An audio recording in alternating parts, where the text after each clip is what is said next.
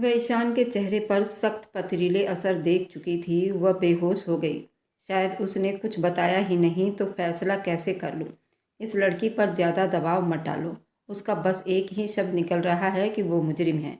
मैंने पहले भी बताया कि इस पर गहरा दबाव डालने से अच्छा है और भी बातों पर गौर करो। दूसरों की बातों पर भरोसा करने के बजाय इससे नरमी से पेश आओ और सच्चाई को जानने की कोशिश करिए। इस तरह तो आप भी इस लड़की पर प्रेशर डाल रहे हैं जिसका कोई फ़ायदा ही नहीं होगा। ये शायद ज़्यादा दबाव में आकर अपनी जान भी तो ले सकती है। कोई भी इंसान अपनी हिम्मत से ज़्यादा बोझ नहीं ढो सकता। उसके बर्दाश्त से ज़्यादा दबाव डालना अच्छा नहीं है। उसके इस तरफ ध्यान दिलवाने पर अपने तने हुए मुंह को ढीला छोड़ दिया। वह खुद भी समझ नहीं पा रहा था कि वह ठीक कर रहा था या गलत। लॉकअप से निकालकर सोनम को बाहों में उठाते हुए अपनी गाड़ी के तरफ चल दिया। पिछली सीट पर धीरे से लिटाते हुए चेहरे पर पानी के छिट्टे मारे तो हल्का सा कसमसाई थी। सोनम, आंखें खोलो प्लीज़, मेरी बात सुनो। मैं तुम पर भरोसा करने के लिए तैयार हूँ। कुछ नहीं पूछूंगा तुमसे, बस तुम ठीक हो जाओ। ईशान उस पर झुका, उसको होश में लाने की कोशिश कर रहा था। उसने आंखें खोलकर इधर उधर देखा और फिर हैरानी से सवाल किया, मैं यहाँ पर कैसे आई हूँ? आप मुझे कहाँ लेकर जा रहे हैं? वो बड़ी बेयकीनी से ईशान की तरफ देख रही थी। तुम ठीक हो? ईशान ने उससे नरमी से बात किया था मगर उसकी सवालिया निगाहों को खुद पर जमा देखकर गहरी सांस लेते हुए बोला, ठीक है, तुम फिक्र मत करो, हम घर जा रहे हैं। मुझे तुम पर कोई शक नहीं, मगर शायद सच्चाई जानने के लिए तुम्हारे ऊपर ज़्यादा दबाव डाल दिया था कि तुम इस हाल को पहुँच गई हो सके तो माफ़ कर देना। ईशान सीधा होकर उसे तसल्ली देते हुए फ्रंट सीट पर जाकर बैठ गया और गाड़ी एक झटके से आगे बढ़ा दी थी। आ गए हो बेटा? उसको साथ क्यों लाए हो? क्या तुम्हारा खून इस तरह सफ़ेद पड़ चुका है कि तुम इसके बिना 2-3 दिन ना रह पाए और आज तुम उसको अपने साथ लेकर चले आए हो? इतना सब कुछ होने के बाद भी तुम अपनी पत्नी को देख रहे हो। कैसे आदमी हो, कैसे भाई हो? बहन के कत्ल के बावजूद उसके कातिल को घर ले आए हो। तुम्हें क्या सिर्फ इतना ही याद था ये तुम्हारी पत्नी है? क्या तुम्हें बहन की मासूम सूरत याद करके शर्म नहीं आई? ईशान, तुम ऐसा कैसे कर सकते हो? तुम अपनी माँ और बहन के साथ मेरे कलेजे को चीरने वाली हरकत कर डाली है तुमने। सुनैना बेटे को घर में दाखिल होता देखकर तसल्ली में हुई थी मगर सोनम को साथ देखकर उनके चेहरे से सारा सुकून गायब होने लगा था। सुनैना ने एक पल भी नहीं लगाया था। बेटे को खूब शर्मिंदा करना चाहा मगर उसने अपनी माँ की जैसे हर बात हवा में उड़ा दी। आज वह कुछ भी सुनना नहीं चाहती थी, इसलिए चुप से सोनम का हाथ थामे अपने कमरे की तरफ बढ़ गया था। कमरे में दाखिल होकर अपने हाथ में साइड टेबल से उठाकर एक लिफाफा खोला। ताज़ा मोगरे के फूल वाले गजरे निकालकर सोनम के काले बालों में लगा दिया। देखो, अभी मेरी बहन की मौत को 3 दिन हुए हैं और मैं तुम्हें गजरे खरीद कर पहना रहा हूँ। इसी से अंदाज़ा लगा लो कि मैं तुम्हें कितना चाहता हूँ। तुम्हारा भी तो फर्ज बनता है ना कि अपने पति की खुशी का ख्याल रखो। आज हमारे बीच मौजूद दूरियों को मिटा देना चाहता हूँ। ईशान बीते हुए दिनों की मोहब्बत के जुनून में वापस लौट आया था। सोनम का हाथ थामे छोटे छोटे कदम उठाता बेड तक पहुँचा था। प्लीज़ ऐसा मत करो। सोनम के चेहरे पर घबराहट और दर्द सिमट आया था। मगर क्यों? मैं तुम्हारा पति हूँ तो क्यों मुझे खुद से दूर रखना चाहती हो? तुम्हारे साथ क्या समस्या है? सोनम पर बुरी तरह चिढ़ गया था मगर अब और ज़्यादा नहीं। बहुत देख लिए मैंने तुम्हारे नखरे। आज मैं हर दूरियों को हमेशा के लिए ख़त्म कर दूंगा। कोई बहाना नहीं चलेगा। वह मोहब्बत में पिघल चुका था जबकि वह जानता था कि इस वक्त सोनम बहुत ज़्यादा दिमागी दबाव से गुजर रही है। उसकी कलाई को थाम कर गले से लगाया तो उसकी सिसकियां कमरे में गूंज उठी थी और अपने सीने पर उसके आंखों से आंसू की नमी महसूस करके फिर से तड़प उठा और हथियार डालने पर मजबूर हो चुका था। ठीक है, तुम सो जाओ।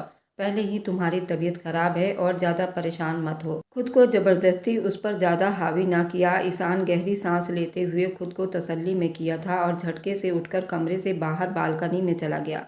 दिल दिमाग में सच और झूठ की जंग छिड़ गई थी और वह उस जंग से लड़ते हुए उठा और सिगरेट निकालकर सुलगाते गहरा धुआं उड़ाते किसी सोच में पड़ गया था। अंधेरे में कुछ तलाश करना चाह रहा था। वह अंधेरा जो उसकी ज़िंदगी में दाखिल होकर हर तरफ अंधेरा फैलाता जा रहा था, जिसमें गुम होकर वह अपनी बहन के कातिल को तलाश नहीं कर पा रहा था। वह किसी पहलू पर भी गहराई से सोच भी नहीं सकता था। ये सारी समस्याएं उसके अंदर उसके दिमाग पर छप कर रह गई थी। सोनम का हर अंदाज चौंका देने वाला था। वह ईशान के इस तरह प्यार करने और उसके पास आने में अजीब बेचैनी महसूस कर रही थी। सोनम का ये रवैया उसको चौंका कर रख रहा था। माँ का भी अंदाज़ा बदला हुआ था। उनके अंदर ऐसा मालूम होता था जैसे वह अभी कुछ छुपा रही है। जिस वक्त घर में दाखिल हुआ, माँ की चीखें उसके कान में पड़ी थी और वह तेज़ी से माँ की तरफ लपका था, मगर उस वक्त सोनम कहीं दिखाई नहीं दी थी। माँ वहाँ पर बिल्कुल अकेली थी। फिर माँ क्यों बराबर सोनम को ही कातिल साबित करने पर तुली हुई थी? मनोरमा की मौत हादसा भी तो हो सकती थी। वह अलग सोचों पर गौर करना चाह रहा था, मगर कोई सिरा हाथ नहीं लग रहा था। वह वापस अंदर कमरे की तरफ पलटने लगा था कि सोनम लाइट्स ऑफ किए न जाने कब से नींद में गुम थी, और वह बार बार सोच सोच कर भी काफ़ी थकावट महसूस कर रहा था और दिल व दिमाग को सुकून देने के लिए कुछ घंटे की नींद लेना चाहता था। बालकनी के ग्रिल से वापस जाने से पहले उसने एक निगाह दरवाजे से अंदर किसी साई को दाखिल होते देखा तो घबरा गया था। एक भी पल खराब किए बिना वह कमरे से बाहर था। सीढ़ी के पास खड़ा होकर उसने उस साय को बिल्कुल तेज रफ्तार से उसने अपने कदम माँ के कमरे की तरफ बढ़ाता हुआ देखा था। वह सावधान होकर उस मंजर को देख रहा था। वहाँ जो कोई भी था वह सीधा माँ के कमरे के सामने रुका और फिर दरवाज़ा खोलकर अंदर दाखिल होने के बाद ईशान ने भी अपनी फौजी ट्रिंग की मदद से बिना कदमों की आहट किए उसने कदम साय की तरफ बढ़ा दिए थे। वह साया किसी आदमी का था। कमरे के दरवाजे पर पहुंचकर अंदर से आने वाली आवाज़ पर कान लगाकर गौर से सुनने लगा, मगर अगले ही पल उसके पैरों तले से जमीन खिसक गई थी। उसका पूरा बदन जैसे बेजान सा हो गया था। अगर वह अपने कानों से इतनी भयानक हकीकत ना सुन लेता तो कभी मरकर भी यकीन नहीं कर सकता था। ये कौन आदमी है जिसके साथ माँ बात कर रही है? जैसे वह आदमी बहुत महाज्ञानी हो, जबकि उस आवाज़ को वह पहचान नहीं पाया था। ये एक अनजान आदमी की आवाज़ थी, और अनजान आदमी के साथ माँ रात को इस पहर क्या कर रही थी? और उस पर सितम ये कि उसकी मासूम बहन के बारे में बात की जा रही थी। ईशान की हिम्मत जवाब दे गई थी। जोरदार अंदाज में लात मारकर दरवाज़ा खोलते हुए वह अंदर दाखिल हुआ था। कमरे का मंजर उसके खून को खौलाकर रख दिया था। बेड के सामने सोफे पर एक अजीब तरह के हुलिये में वह आदमी बैठा हुआ था। थोड़ा सांवले रंग का, लंबे कद काठी का, जिसने बड़ा सा कुर्ता और कुर्ते के बटन टूटे, दोनों कलाइयों में मोतियों के बड़े बड़े कंगन, लंबे दाढ़ी मूछ बड़ी हुई और वे चेहरे पर बिखरे हुए थे। छोटी छोटी आंखों में लंबी लंबी काजल की धार। वह हुलिये से काफ़ी डरावना इंसान मालूम हो रहा था, मगर सवाल ये था वह कौन था, और माँ उसके साथ इस तरह उससे अपने घर की समस्याओं के बारे में क्यों डिस्कस कर रही थी। सुनैना अचानक बेटे के कमरे में दाखिल होने पर बुरी तरह से बौखला गई थी, जैसे कोई चोरी करते रंगे हाथों पकड़ी गई हो। कौन है ये आदमी जिसके साथ आप मेरी मासूम बहन के बारे में राजदारी से बात कर रही हैं? ईशान ने बिना किसी परमिशन के उसे कमरे में घुसकर उस अजीब आदमी को घूरा था। बेटा तुम गुस्सा मत करो, मैं सब बताती हूँ। सुनैना ने अपने सूखे होठों पर जुबान फेरी। और पहले बुरे इंसान को घर से चलता करो। आप इसको कैसे अपने कमरे तक ला सकती हो? शक्ल से भी बदमाश लग रहा है। बेटा उनको कुछ मत कहो, ये बहुत पहुँचे हुए बाबा हैं। सुनैना के चेहरे पर डर के साए मंडराने लगे थे। जुबान संभाल कर लड़के, मुझे गुस्सा मत दिलाओ, कहीं तुम्हारा हाल भी तुम्हारी बहन वाला ना कर दूं। और इसको तड़पते देर नहीं लगेगी। उस आदमी के शब्द पूरे होने से पहले ईशान ने उसको गिरेबान से पकड़कर झटके से खड़ा किया था। माँ, मेरी बहन का कत्ल सोनम ने नहीं किया था। आपने मुझे गलत कहा था। वह बौखलाया हुआ शेर बन चुका था, जबकि सुनैना के चेहरे पर काले साए मंडरा चुके थे।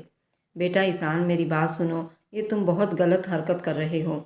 उनकी नाराज़गी से तो हमारा घर भी बिखर जाएगा। माँ, ये ढोंगी हैं, आप ये बात कैसे कर रही हैं? ईशान हैरानी से मुंह खोले। अपनी माँ की बातों को हजम करने में नाकाम हो रहा था। तुम बहुत बड़ी गलती कर रहे हो। मुझे जानते नहीं हो, मैं अनदेखी शक्ति का इस्तेमाल करता हूँ और जो चाहे कर सकता हूँ। मगर चाहूँ तो अभी खड़े खड़े अपनी शक्ति का इस्तेमाल करके तुम्हें इस गलती पर जला भी दूंगा। अपने गिरेबान पर ईशान के हाथ को इशारा देते खूनखार निगाहों से घूर रहा था। ईशान की आंखों में खून उतर आया था। बेटा, भगवान के लिए ऐसा मत करो, ये बहुत पहुँचे हुए बाबा हैं, उनके साथ दुश्मनी मत करो। तुम नहीं समझोगे, मैंने जो भी किया तुम्हारे भले के लिए किया था। इसी में हम सबकी भलाई छुपी हुई है। मुझे मजबूर मत करो, मैं इस बारे में तुम्हें कुछ नहीं बताऊंगी। सुनैना का शब्द अजीब डर में पड़ा हुआ था। मेरी बहन की मौत और इस इल्ज़ाम में मेरी पत्नी की गिरफ्तारी, इन बातों में कौन सी भलाई दिखाई दे रही थी? माँ बाप भले जो भी था, आपको ये सब नहीं करना चाहिए था। मैं आपको कभी माफ़ नहीं करूँगा। ईशान का दिल खून के आंसू रो रहा था। उसकी माँ चीखती हुई सब बताने लगी। तुम्हारे ड्यूटी जाने के बाद यहाँ क्या कुछ हुआ, तुम्हें कुछ खबर है? मनोरमा, मैंने तुम्हारे लिए एक अच्छे घराने का रिश्ता देखा है। मैं चाहती हूँ जब वो लोग तुम्हें देखने के लिए आए तो उनके खातिरदारी में कोई कमी नहीं आनी चाहिए। और तुम आंटी के साथ पार्लर चली जाओ। तुम अपनी स्किन की केयर नहीं करती हो, पता नहीं क्यों इतनी सुस्त हो। एक वे लोग हैं जो बुरी शक्ल लेकर भी बड़े बड़े अफसर को भी फंसा लेती हैं, और उनकी बेटियां बड़ी किस्मत वाली होती हैं, अपने छोटे घरों को छोड़कर बड़े घरों की शोभा बन जाती हैं। छी भाई, हमसे तो नहीं होती ऐसी बाजारू औरतों वाली हरकतें। छोड़ो, अब बीते हुए बातों को गुस्सा करने से सिर्फ अपना ही दिल जलता है। मैंने रूबी से कह दिया है कि तुम शाम के वक्त उसके साथ चली जाना। समझ गई सुनैना हर कदम पर सोनम को जलील करना अपना कर्तव्य समझती थी। सोनम का रंग फीका पड़ चुका था, मगर होठों पर ताले डाले हुए चुप से सर झुकाकर बैठी हुई थी। माँ, मेरी स्किन ऐसी ही है, मैं अपनी केयर करती हूँ। रंग का क्या हो सकता है, ये तो सांवलापन है, मुझे आपसे ही तो मिला है। इस रंग को पार्लर वाली कैसे बदल सकती है? बिना वजह पैसे खराब करने की कोई ज़रूरत नहीं है, और मुझे कोई शादी वादी नहीं करना। मैं अपनी पढ़ाई पूरी करना चाहती हूँ, और भाई ने वादा किया था वह मेरी पढ़ाई पूरी करने तक तंग नहीं करेंगे। प्लीज़ आप भी छोड़ दीजिए ये सब। मनोरमा की ऐसी आदत पर सुनैना तिलमिलाकर रह जाती थी। मनोरमा, हर वक्त जुबान चलाना तुम्हारी आदत बन गई है। कितनी बार कहा है अपने कमरे में रहा करो। हम शरीफ लोग हैं, मगर तुम हर वक्त चंडाल के साथ रहकर ऐसी बदतमीजी सीख रही हो। माँ से बात करने की तमीज़ भूल जाती हो। अभी और इसी वक्त उठो और जाओ अपने कमरे में, और दोबारा मुझे इसके आसपास दिखाई ना दो, नहीं तो मैं तुम्हें जान से मार डालूंगी। मैंने जो कहना था कह दिया, अब तुम कोई ऐतराज़ नहीं करोगी। ईशान बेटा है मेरा, मुझे उससे डराने की कोशिश मत करो। दोनों बहन भाई बस अपनी मनमानी पर उतर आए हो। सुनैना का गुस्सा किसी तरह ठंडा नहीं हो रहा था। अगले दिन मेहमानों के आने पर मनोरमा घर से गायब हो चुकी थी, और काफ़ी देर के बाद घर वापस लौट कर आई थी। माँ के चेहरे पर गुस्से की लहर देखकर नज़र चुराती अंदर जाने लगी। रुको, तुम्हारी हिम्मत कैसे हुई मेरी बात ना मानने की? मैंने तुम्हें तैयार रहने को कह दिया था ना। फिर कहाँ चली गई थी और किससे पूछ कर गई थी? सुनैना आज उस पर बेहद गुस्सा थी। माँ, मैं चाचा के घर गई थी। मैंने आपको कल बता दिया था मुझे शादी वादी नहीं करनी, मगर आप तब भी जिद कर रही थी, तो मेरे पास इसके अलावा दूसरा ऑप्शन भी नहीं बचा था। क्या करती? चुप से उनसे बात करके आपके मेहमानों के सामने पेश हो जाती। उसके बाद क्या होता? मुझे इस तरह गुलामी और जानवरों की तरह खुद को दूसरों के सामने पेश करना बिल्कुल पसंद नहीं। जो घर से पूरी तैयारी करके आते हैं, किस तरह लड़की को कुरेद कुरेद कर सवाल करनी है, यहाँ तक कि लड़कियों के कपड़े उठाकर उसके स्किन को चेक करते हैं।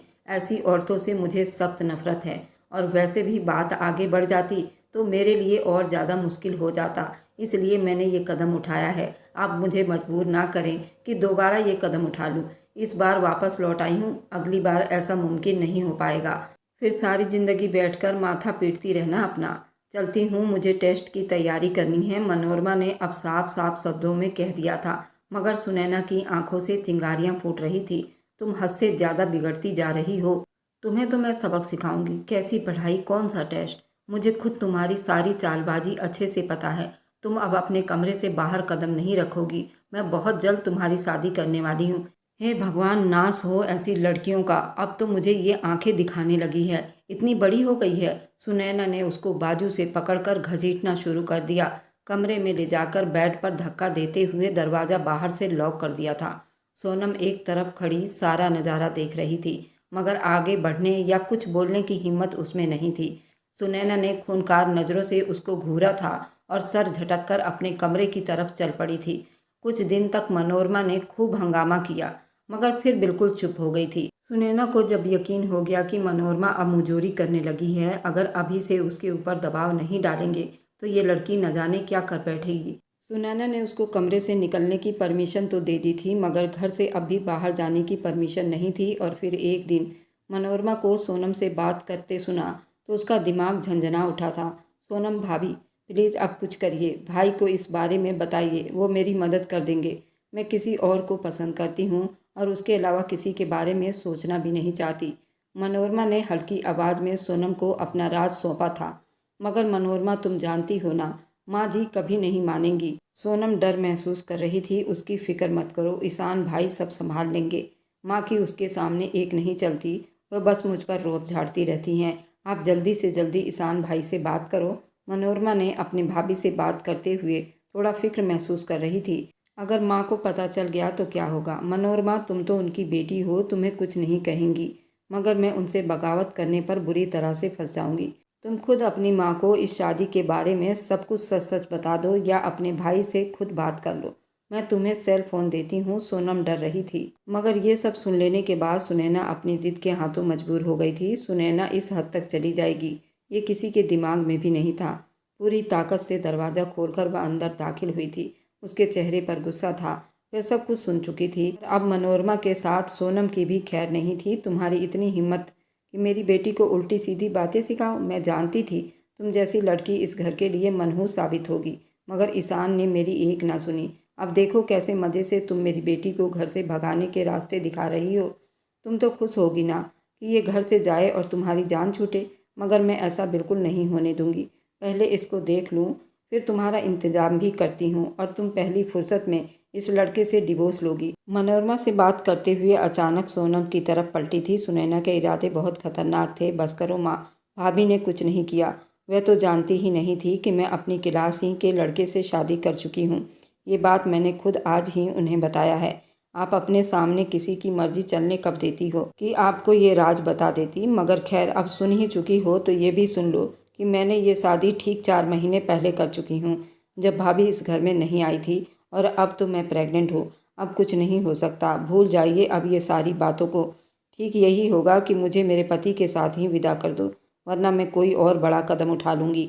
मनोरमा की ऐसी बातें सुनकर माँ के साथ साथ सोनम का भी मुंह खुला का खुला ही रह गया था। और फिर कुछ दिन में ही अपने कमरे में कैद मनोरमा को न जाने क्या कुछ बर्दाश्त करना पड़ा था। और जिस दिन ईशान की वापसी थी उसी दिन मनोरमा अपनी जान से हाथ धो बैठी थी। अपनी बेटी की मौत से भी आपने सबक नहीं लिया। इतना कमज़ोर सोच है आपका। ज़िंदगी और मौत तो भगवान के हाथ में है। ये खुद एक मामूली इंसान होकर किसी को कैसे नुकसान पहुंचा सकता है माँ? ईशान गुस्से से मुठ्ठियाँ भींचते हुए अपनी माँ के डर को देख रहा था। तुम्हें बताता हूँ मैं क्या कर सकता हूँ। उस आदमी ने अपना हाथ हवा में लहराया ही था, मगर ईशान ने तेजी से अपनी जेब से गन निकाल कर उसको कुछ भी करने का मौका नहीं दिया। एक साथ कई गोलियां उसके सीने में उतार दिए थे। वह पल में ही ढेर हो चुका था और ईशान का गुस्सा देखकर सुनैना अंदर तक हिल कर रह गई थी। मुझे माफ़ कर दो बेटा, मैंने बहुत सोच समझकर ये कदम उठाया था। मैं नहीं चाहती थी कि हमारी बदनामी हो, लोग मेरी परवरिश पर उंगली उठाए, मगर मनोरमा ने मुझे ये सब करने पर मजबूर कर दिया था। मैं तुम्हें कैसे बताऊं कि कितनी बड़ी बदनामी जग हसाई हमारे दरवाजे पर पहुंच गई थी। सुनैना सर झुकाकर रोती जा रही थी। मुझे पहेलियों में मत सुलझाओ माँ, जो कहना चाहती हो साफ साफ कह दो। ईशान किसी भी तरह ठंडा नहीं हो रहा था। मनोरमा के लिए अच्छे लड़के का रिश्ता आया था। मैं उसकी बात चलाना चाहती थी और फिर तुम्हें उस लड़के के बारे में बताने वाली थी, ताकि तुम भी अपनी तरफ से उस लड़के को देखकर तसल्ली कर लो। मगर मनोरमा हमारी इज्जत को दांव पर लगाने वाली थी और वह किसी लड़के को पसंद कर बैठी थी और हमें बिना बताए हुए शादी भी रचा चुकी थी। और सबसे बदनामी वाली बात यह थी कि तुम्हारी बहन प्रेग्नेंट भी हो गई थी। सुनैना ने ईशान को हैरान कर दिया था। इसमें क्या बुराई है? मानता हूँ मनोरमा को हम पर यकीन करना चाहिए था, मगर अपनी पसंद से शादी करना उसका निजी मामला था और फिर आप उसकी इतनी बड़ी सज़ा कैसे दे सकती हैं? ईशान अभी तसल्ली में नहीं हुआ था। तुम्हारी मासूम बहन माँ बनने वाली थी और इस सब की जानकारी तुम्हारी पत्नी को भी था। तुम क्या चाहते हो मैं फिर भी चुप से तमाशा देखती रहती? नहीं ना, तब मैंने मजबूर होकर ये कदम उठा लिया था। सुनैना ने अपना जुर्म स्वीकार किया था, मगर उसका ये मतलब नहीं था कि माँ अपनी झूठी शान के लिए अपने एक नहीं 2 कत्ल कर डाले, वह भी इस आदमी की मदद लेकर। और फिर सारा गुनाह सोनम के सर पर डालकर खुद को बचा लिया। ईशान ने बड़ी मुश्किल से अपने गुस्से पर काबू करके कहा था, क्योंकि तुम्हारी पत्नी हमारे घर के लिए मनहूस है। तुम नहीं समझोगे ये बातें। ऐसी औरतें आने वाली नस्लों की बर्बादी का कारण बन जाती हैं, इसलिए मैं तुम्हें इससे दूर रखना चाहती थी। सुनैना साफ साफ शब्दों में ये सब बता रही थी। अपने जाहिलपन को खुलेआम अच्छा बता रही थी। माँ मनोरमा की गलत हरकत पर सोनम को मनहूस कहने के बजाय अपना बड़प्पन दिखा सकती थी। मनोरमा को माफ़ करके उसको हम अच्छे से घर से विदा कर देते और हर बात पर पर्दा भी रह जाता। बाकी जो उसकी किस्मत होती वह खुद उसकी जिम्मेदार होती। मगर आपने अपने आप को बुराई के दलदल में इतना झोंक दिया, अपनी सगी औलाद को मौत के घाट उतार दिया और जानती हैं ये काला जादू वगैरह कितना बड़ा अंधविश्वास है। आपने काले जादू की मदद से मेरी बहन को किस तरह दर्दनाक मौत दिया है। ऐसी माँ हैं आप। ईशान अभी तक यकीन नहीं कर पा रहा था। मैंने सोचा था मनोरमा अपने पापों की सज़ा पाने के लायक है और इस बात के लिए मैं खुद भी हिम्मत जमा नहीं कर पा रही थी। इसलिए इस बाबा का पता चला तो मैं उसके पास चली गई। उसने मनोरमा के बाल और सूट के बाजू मांगे और अपने काम को बहुत सफाई से अंजाम दिया। आज मैं उससे इस काम के लिए उसके मांगे गए रकम देने वाली थी, मगर तुम्हारे रहते हुए मेरा घर से निकलना दुश्वार था, इसलिए इस बाबा को खबर भिजवा दिया कि वह खुद अपने पैसे लेने आ सकता है, मगर रात के वक्त ताकि तुम लोग देख ना पाओ, इसलिए इस वक्त यहाँ पर ये आया था और अपने काम का पैसा लेने आया था। तुमने बहुत बड़ी गलती कर डाली। ये बहुत पहुँचा हुआ बाबा था। अगर तुम्हें कुछ हो गया तो मैं क्या करूँगी। मेरी ही गलती थी। मुझे किसी न किसी तरह खुद ही सारा काम करना चाहिए था। किसी की मदद लेकर मैंने बहुत बड़ी गलती कर दी है। सुनैना इतने अंधविश्वास में घिर चुकी थी। भगवान का डर करो माँ। अपनी औलाद से ऐसा सलूक करके बजाय शर्मिंदा होने के आप अभी भी अपनी जिद पर अड़ी हुई हैं। खून तो आपका सफ़ेद हो गया है और इस बात का ताना आप मुझे देती रहीं। सोचिए अपने भगवान को मरने के बाद क्या मुँह दिखाओगी। अपने जुर्म को कैसे छुपाओगी उस भगवान के सामने जो दिलों के हाल को अच्छी तरह जानता है। मैं आपको इस बात पर सारी ज़िंदगी माफ़ नहीं करूँगा। आपकी बात मानकर मैंने एक बेगुनाह लड़की को पुलिस के हवाले कर दिया था। ये तो भगवान की कृपा है कि मैं बगैर किसी सबूत के हद से ज़्यादा उस पर दबाव नहीं डाल पा रहा था, इसलिए उसको वापस घर लाया था। मगर मैंने उसको माफ़ नहीं किया था, बल्कि नरमी से उससे सब कुछ उगलवाना चाह रहा था। उसकी मोहब्बत में अपनी बहन को भी नज़रअंदाज कर सकता हूँ। मेरा मानना था ये इस तरह वह मुझ पर विश्वास करके कभी न कभी ज़रूर कोई गलती करेगी, मगर वह गुनहगार होती तो गलती करती ना। मेरी चुप्पी और बराबर उस पर शक करने से आप तसल्ली में हो गई और मेरे घर में रहते हुए आपने उस आदमी को यहाँ पर बुलाकर गलती कर डाली।